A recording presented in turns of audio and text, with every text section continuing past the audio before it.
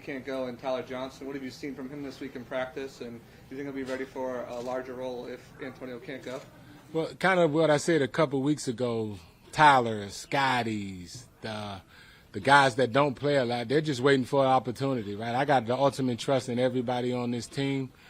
I got the ultimate trust in Tyler and everyone else that they'll go out and play to their abilities and play the way that they're supposed to play. So I got the utmost confidence in everybody that we really have on the roster if they have to play, and we'll see. What have you seen in his progression throughout from last year to now? I see it every day, so I see the improvements really every day. I think he's things we needed to work on throughout the offseason, throughout the beginning of the season. I think he's done an excellent job of that. When he's come in throughout the year, we've asked him, put him in certain situations. He's answered the call. So that's all I really know him to be, even when he was a rookie. A lot of big third-down catches for us last year, a lot of big plays for us last year when he was in certain tough situations. He don't shy away from the moment. He's a guy that's just been always waiting for his opportunity. Byron, this was like a nice little reset for you guys. Not a full buy, but it has to feel like refreshing. When you have that time and you kind of take a step back, I mean, obviously you have an offense that scores a lot of points, but when you've had this time to sit back and look at things, what would you like to see your offense do better? Score more points. That's really score more. This game's about scoring points and winning. It's not really about nothing else. This ain't the game from 25, 30 years ago the way it was played. I always think of doing what we need to do to score more points. Now, in thinking and having that thought, how do you get that done? Well, you get that done by improving ourselves on the run game, improving ourselves in situational football, and improving what we do well. Because it's been, like I said, every game we come in here and wish we played a little better. We don't think we played our best football yet. So we still just striving to try to have that game where we can go out there and play our best. And we want to be consistent at it week in and week out. Byron, you've had a number of guys come in, whether it's AB, Fournette, guys that, for one reason or another, didn't work out other places. They come here and they don't just survive, they end up thriving. What do you think it is about culture, locker room? Well, we let guys come and be themselves. Obviously, this is a team sport. We're all together, so we got to do things as a group because it's a bunch of us out there at the same time. So obviously, you got to have the team mindset. But at the same time, I mean, the players we're talking about, I don't see an issue. I knew AB forever. Lenny's been great since he's got here. Obviously, he had his moments early, but that's part of it. I've been in the locker room before. That's all part of it, right? It was never really nothing out of line between any of the guys.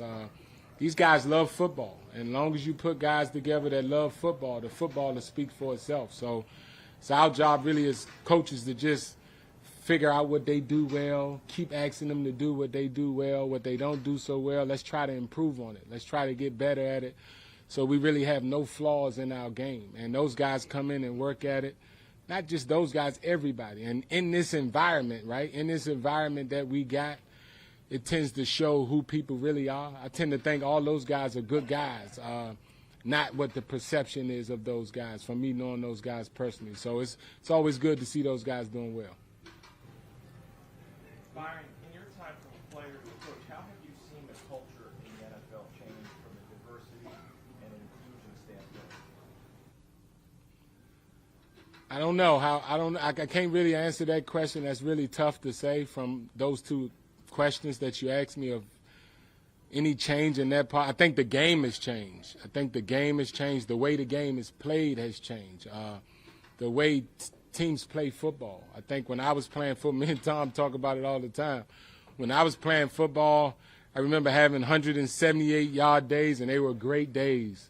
Now you throw for 168 yards, they're trying to run you out of town. So it's just the difference in the mindset, and it's the difference in the style of football that is played right now, really, as opposed to what was played in the past. Obviously, penalties have been, really big for this team so far, leading the league. What have you guys been doing? Work on that? I know you mentioned last week it was communication. Bruce said it was more technique. How have you guys been kind of working on that technique to eliminate those penalties? Well, the key is the pre-snap penalties are the ones you really got to fix. We play a violent, physical game, so you're going to have some post-snap penalties. Those are not the ones I'm really worried about because we don't have a lot of those anyway. The ones I want to fix is the pre-snap penalties, really. Those are the ones where it takes nothing. It takes nothing to stay on sides for us to all be on the same page. So you want to eliminate those type of penalties and try to coach through the other penalties that show up post-snap. Has it been like the crowd noise, you think, that's really affected those? I mean, 20 pre-snap penalties, it's a lot of it. And it seems like it just keeps occurring game after game. We don't have 20 offensive pre-snap penalties. You're not saying that, dude? Total, right? Yeah. So I don't know how many it exactly is, but we're all working to fix the pre-snap penalties. Byron, we haven't asked you about him in a while because he hasn't played, but just behind the scenes, is Kyle continuing to progress and develop? Forgot about that guy, right? Yeah, I mean, he's coming to work every day. You guys see him, right? He's out here early, he's out here late. He's learning so much. We're still developing him. Even though we're going through the season, we believe in developing players. So it's constant with him. It don't stop with him. We're treating him just as if he's Tom. Obviously, you don't get the reps, but in the meetings, he has responsibilities. He has responsibilities for this team, for the room. So we're trying to teach him how to play the position, really. And he got a guy in front of him that he can learn from. I mean, you couldn't be in a better situation, right? You want to learn how to play the freaking quarterback position, and Thomas is in front of you. I think that's excellent for anybody, right? Veteran guys learn from him. So I think it's great for him to learn the things that he's learning. But at the same time, I appreciate the work that he's putting in.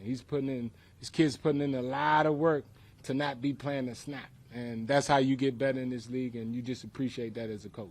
You mentioned responsibilities with Kyle. What are some responsibilities? Game day, or you said meeting room. What are some of those responsibilities? Oh, yeah, I don't want to go through all the details, but he has responsibilities as if he was playing.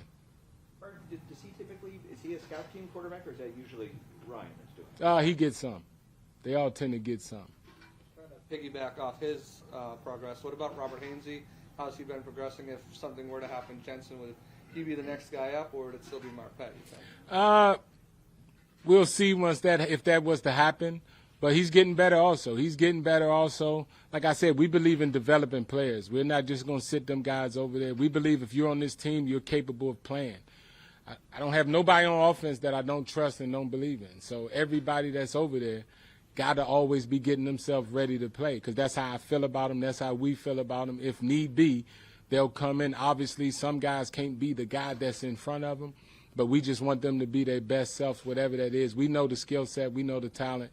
I love the way our young guys work, though. They work. We're trying to get these guys developed, so if need be, they're ready to play. Byron, you mentioned the culture. Just wondering how you balance as a coach, working with these players who come in and we'll say have that last chance and manage them versus what the outside perception is, what's going on off the field, and managing the noise off the field versus keeping them focused in what their tasks are at hand. Well, outside perception could never control what you're doing inside. I don't even know what outside perception is really no more, because really everybody got an opinion of something, right? And they have no idea of most of the time what they're talking about because they're not inside, right? So that's how I kind of view that. I tend not to worry about outside perception of us. I understand what we do every day and how we get things done, and we're trying to win games, man. We're not worried about none of that stuff. We're just trying to win games week in and week out.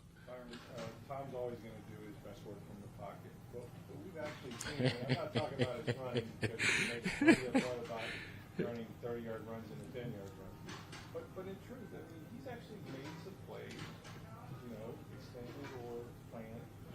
What do you see? I mean, I know he had the knee surgery, probably feels a little more strike, but is that something? Or? Obviously, he's feeling better, right? Obviously, he's feeling something. It scares the hell out of me. I ain't going to lie. It scares the hell out of me. But obviously, he's having fun. He's having fun. I just try to make sure he don't end up doing nothing reckless, because I was a guy that couldn't run too. It is an unnatural feeling when you're in the middle of the field running the ball with your hands and you're not known for running. So I know he feels the same way. But obviously, he's made some plays outside the pocket. He works on those things. We work on those things every day. They don't just happen, right? But obviously, we want him to be careful with what he's doing. At least I do. Offensive linemen are carrying him down the field during a game. He's in trouble. The nerve of me, right? All right, guys, have a good one.